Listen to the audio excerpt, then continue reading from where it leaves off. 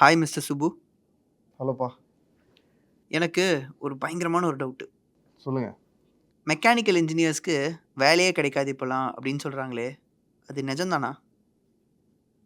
நீங்க அந்த ஜாப் மார்க்கெட்ட பத்தி கியூரியஸா இருக்கீங்கங்கிறது நமக்கு நல்லா புரியுது. குறிப்பா மெக்கானிக்கல் இன்ஜினியர்ஸோட ஜாப் மார்க்கெட்ட பத்தி நீங்க கியூரியஸா இருக்கீங்கன்னு நமக்கு நல்லா தெரியுது.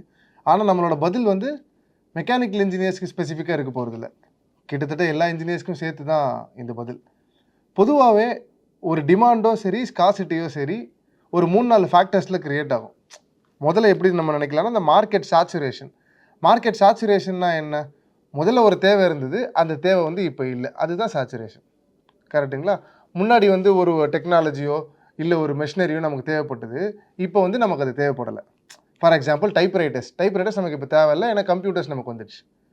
இது வந்து என்னமா பார்க்கலாம்? ஒரு இண்டஸ்ட்ரியல் ஷிஃப்ட்டா பார்க்கலாம். இல்லன்னா டெக்னாலஜிக்கல் அட்வான்ஸ்மென்ட்டா நம்ம பார்க்கலாம். கரெக்ட்டுங்களா? இதுக்கும் ஒரு எக்ஸாம்பிள் இருக்கு. முன்னாடிலாம் வாஷிங் மெஷின் 2 டப் இருந்தது. ஒரு டப்ல வாஷ் பண்ணோம், ஒரு டப்ல ட்ரை பண்ணோம். இப்போ அது ஒரே டப் ஆயிடுச்சு. அதே டப்பே வாஷும் பண்ணுது, ட்ரையும் பண்ணுது. இப்போ 2டே விதம் தான். ஒண்ணு ஃப்ரண்ட் லோடு இல்லன்னா டாப் லோடு.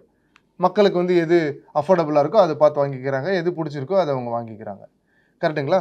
இந்த மாதிரி ஷிஃப்ட்டுகள்லாம் நடக்கும்போது, இன்னொரு முக்கியமான விஷயம் நடக்கும். எப்போ ஸ்கார்சிட்டி கிரியேட் ஆகும் அப்படின்னா, ஒரு எக்கனாமிக் கண்டிஷன் சரியில்ல. நம்ம இருக்கிற இடத்துல எக்கனாமிக் கண்டிஷன் சரியில்லன்னா, ஒரு ஸ்கார்சிட்டி கிரியேட் ஆகுறதுக்கு வாய்ப்பு இருக்கு. சே ஃபார் எக்ஸாம்பிள் இப்போ நம்ம இடத்திலேயே வந்து ஒரு ரெசெஷன் இருக்கு அப்படின்னா, நம்ம நெறைய பேரு வேலைய விட்டு தூக்குற மாரி இருக்கும். ஏன்னா, நெறைய பேருக்கு வேலை போறதுக்கு உண்டான வாய்ப்புகள் இருக்கு.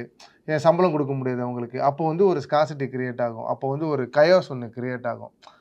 இந்த இடத்துல நடக்கிறதுக்கு இந்த மாரி சிச்சுவேஷன்லேருந்து நம்ம தப்பிக்கணும்னா, நமக்கு முக்கியமான ஒண்ணு தேவை என்னன்னா, ப்ராப்பரான ஸ்கில் செட்.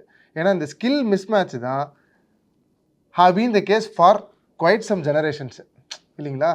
அந்த நேரத்தில நமக்கு என்ன ஸ்கில் செட் தேவையோ, அந்த ஸ்கில் செட் கிடைக்காம இருக்கிறது தான் ஒரு பெரிய மிஸ்டேக்காவோ, இல்ல ஒரு பெரிய நெகட்டிவ் பாயிண்ட்டாவே இருந்தது.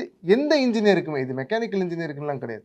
எந்த இன்ஜினியருக்குமே அந்த ஸ்கில் மிஸ்மேட்ச் இருக்கிறதுனால தான் வேலை இல்லாத கொஞ்சம் பேர் இருந்திருப்பாங்க. அந்த ஸ்கில் அந்த சிச்சுவேஷன்ல தேவைப்படக்கூடிய ஸ்கில்ல நம்ம கரெக்ட்டா மேட்ச் பண்ணிட்டோம்.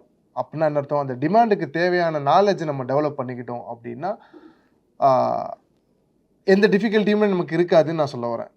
அதுவும் மறுபடியும் இது வந்து மெக்கானிக்கல் இன்ஜினியர்ஸ்க்கு மட்டும் கிடையாது. எனி கைண்ட் ஆஃப் இன்ஜினியர்ஸ்க்குமே இப்போ நம்ம சொன்ன அந்த ஸ்கில் மிஸ்மேட்ச் கான்டெக்ஸ்ட் வந்து பொருந்தும். கரெக்ட்டுங்களா?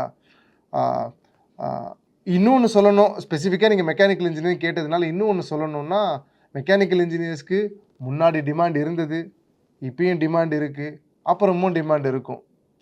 டெக்னாலஜிக்கல் அட்வான்ஸ்மென்ட் மூலமா டிமாண்ட் மாறிக்கிட்டே இருக்கும். வேரி ஆயிட்டே இருக்கும். ஒரு இடத்துல ஒரு மாதிரியான டிமாண்ட் இருக்கும். ஃபார் எக்ஸாம்பிள் முன்னாடி ஐசி இன்ஜின்ஸ்ல வேலை பார்த்துட்டு இருந்தோம். ஏன்னா கார்ஸ் எல்லாம் ஐசி இன்ஜின்ஸ்ல இருந்தது. ஐசி இன்ஜின்ல வேலை பார்த்துட்டு இருந்தோம். இப்போ என்னடான்னா எலக்ட்ரிக் வெஹிக்கிள்னு சொல்லிட்டு இருக்கோம். நாளைக்கு அட்டானமஸ் வெஹிக்கிள்னு சொல்லப் போறோம். எப்படி பார்த்தாலும் மெக்கானிக்கல் இன்ஜினியரோட டிமாண்ட் இருந்துட்டே தான் இருக்கும். இதே போல தான் எல்லா டெக்னாலஜிலுமே. எலக்ட்ரிக்கல் இன்ஜினியர் இதே போல ஒரு டெக்னாலஜி சொல்லுவாங்க. கம்ப்யூட்டர் பசங்க இதே போல இன்னொரு ஒரு டெக்னாலஜி சொல்லுவாங்க. So at any point of time எல்லா இன்ஜினியர்ஸ்க்கும் எப்போதுமே டிமாண்ட் இருக்கும். Unless and until they've upskilled properly and they match the skill set what is demanded to that particular point of time. உங்களோட கேள்விக்கு நான் பதில் சொல்லிட்டேன்னு நினைக்கிறேன். அடுத்த வீடியோல பார்க்கலாம்.